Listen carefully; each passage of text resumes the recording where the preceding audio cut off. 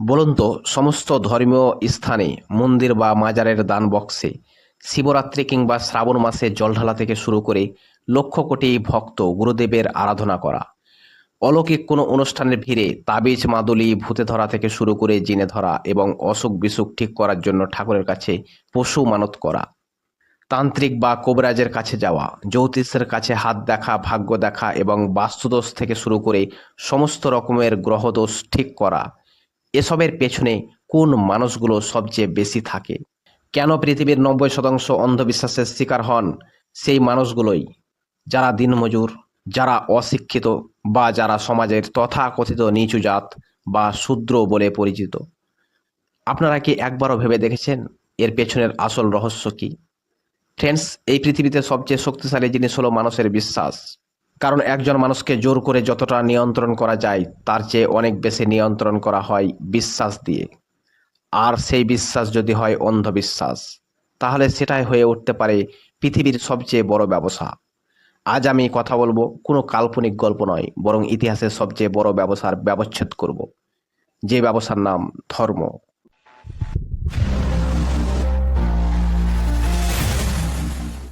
নমস্কার, আমি তুষার, দার্শনিক জ্ঞান ও প্রকৃত সত্যের বিশ্লেষক।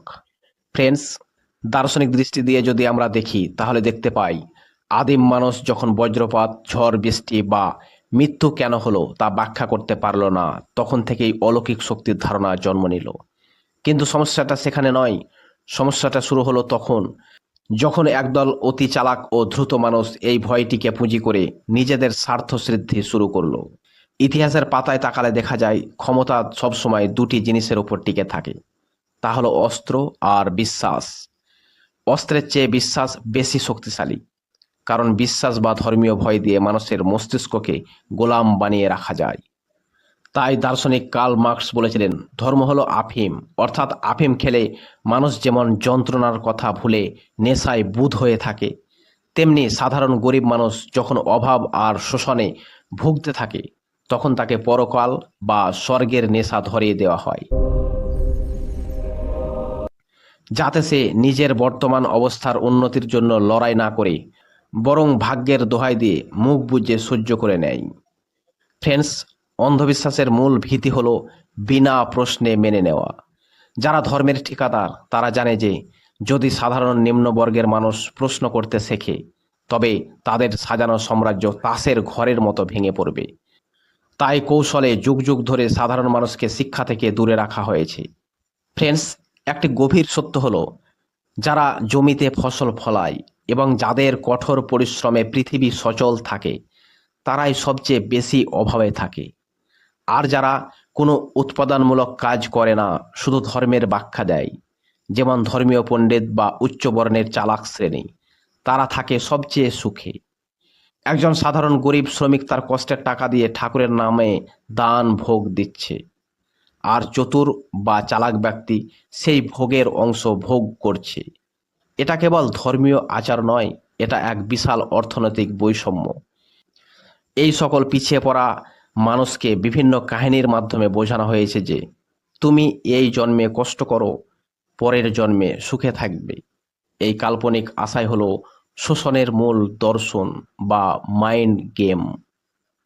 ফ্রেন্ডস, ধর্ম মানুষকে একতা রাখার কথা বললেও বাস্তবে একে ভয় দেখানোর যন্ত্র হিসাবে ব্যবহার করা হয়েছে। মৃত্যুর পরবর্তী নরকের আগুনের ভয়, পূর্ণজন্মের ভয় বা পাপের ভয়, এই ভয়গুলোই হলো ধর্মের মূল ট্রিক। একজন মানুষ যখন অভাবে এবং বিপদে থাকে তখন তাকে ভয় দেখানো সবচেয়ে সহজ হয়।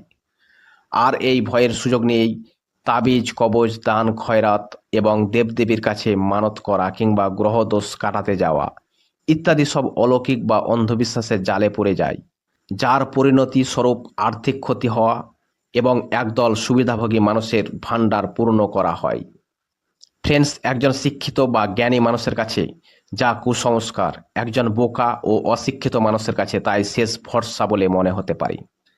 মানুষ কেন অন্ধবিশ্বাস ও শোষণের মরণ ফাঁদে বারবার পা দেয়, তার পেছনে কয়েকটি গভীর মনস্তাত্ত্বিক কারণ রয়েছে। 1 নম্বর হলো অনিশ্চয়তা ও ভয়। মানুষের মন সবচেয়ে বেশি ভয় পায় অনিশ্চয়তাকে।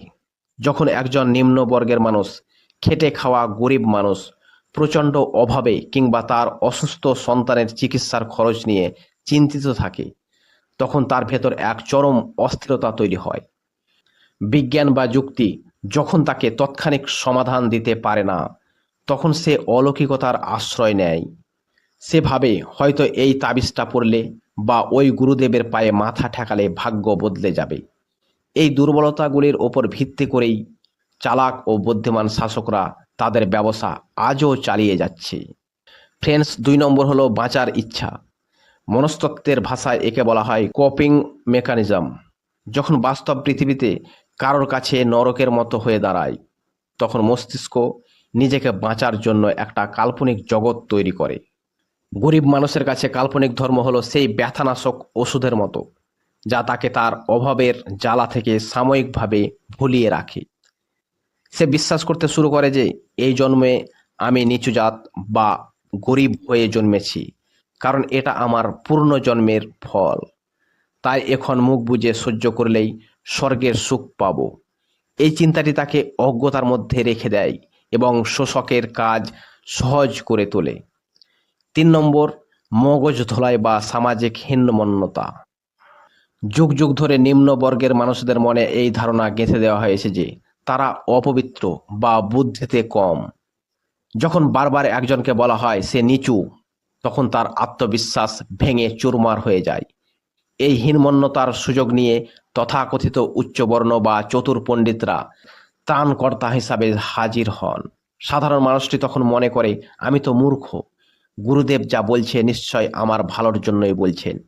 এই অন্ধ অনুগত্যই শোষণের পথ প্রশস্ত করে। ফ্রেন্ডস, 4 নম্বর হলো লোভ। আমাদের মস্তিষ্ক সবসময় অনেক কিছু পাওয়ার আশা করে।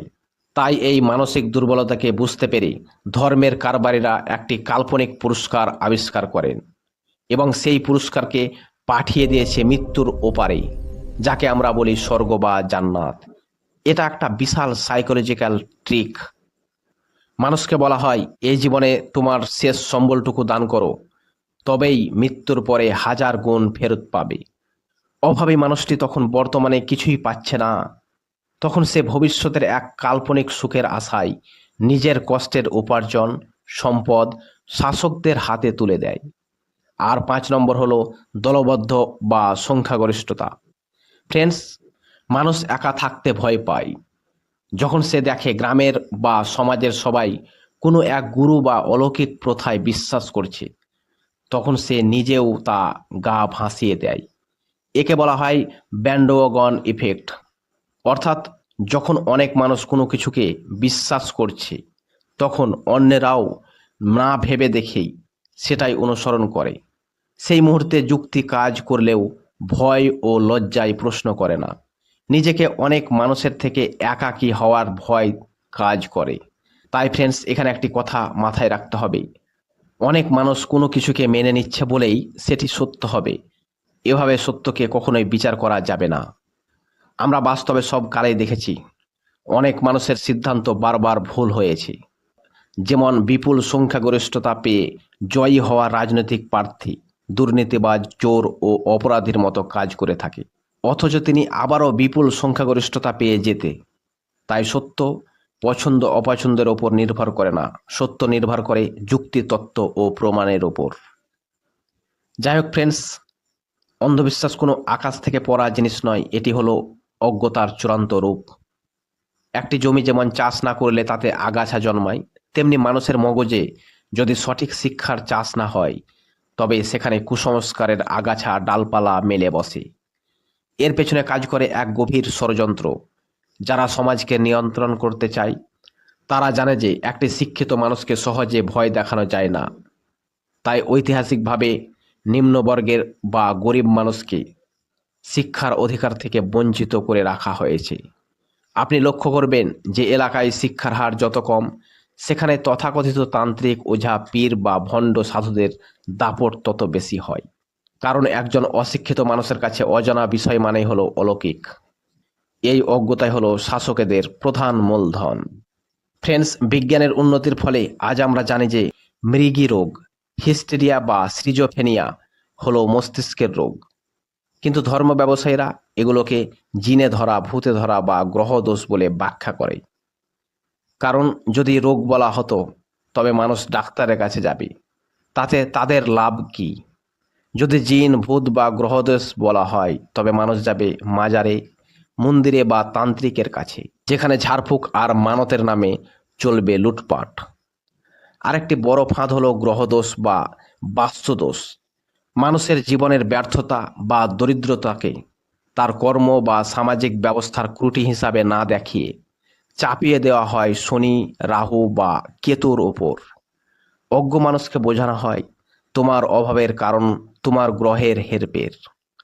এর ফলে এই অসহায় মানুষটি নিজের অধিকার আদায়ের লড়াই ভুলে গিয়ে দামি পাথর কেনা বা গ্রহ শান্তির যজ্ঞ করতেই ব্যস্ত হয়ে পড়ে। এই ব্যবস্থার মাধ্যমে মানুষের বৈপ্লবিক চেতনার চিরস্তরে স্তব্ধ হয়ে যায়। ফ্রেন্ডস, এখানে দরিদ্র এবং কুসংস্কার একে অপরের হাত ধরাধরি করে চলে। দরিদ্র মানুষকে অসহায় করে, আর অসহায় মানুষ অতি প্রাকৃতিক শক্তি বিশ্বাস করতে শুরু করে। আর চালাক চতুর গোষ্ঠী এই বিশ্বাসটিকে বাহাল রাখে।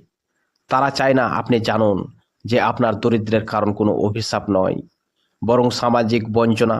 তারা চায় আপনি সারা জীবন অলৌকিক কিছুর আশায় হাত পেতে থাকুন, যাতে তারা পর্দার আড়ালে বসে ফল ভোগ করতে পারে। ফ্রেন্ডস, আমরা এখনও দেখতে পাই অন্ধবিশ্বাসের চূড়ান্ত রূপ পশু বলি বা অমানবিক রীতিনীতি। ঈশ্বর বা দেবীর দোহাই দিয়ে নিরীহ পশুকে হত্যা করানো হয় সেই অশিক্ষিত মানুষদের দিয়েই। এতে তাদের মনের কোমলতা নষ্ট হয় এবং ভয়ের সংস্কৃতি জন্ম নেয়। যারা এই বলির আয়োজন করায় তারা আসলে মানুষের বিচার বুদ্ধিকে হত্যা করে নিজেদের আধিপত্য কায়েম করতে চায়। এটি একটি অত্যন্ত সুপরিকল্পিত এবং প্রাচীন গেম প্ল্যান, যা আজও বহাল আছে। ফ্রেন্ডস, দাঁড়ান, আমার আলোচনা এখনো শেষ হয়নি।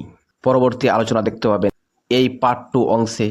প্লিজ ক্লিক করুন, আর প্লিজ চ্যানেলটি সাবস্ক্রাইব করে সঙ্গে থাকুন, কারণ আমার মূল উদ্দেশ্য সমাজকে সচেতনমূলক, প্রকৃত জ্ঞানমূলক, যুক্তিবাদী ও মানবিক করে তোলা। ধন্যবাদ।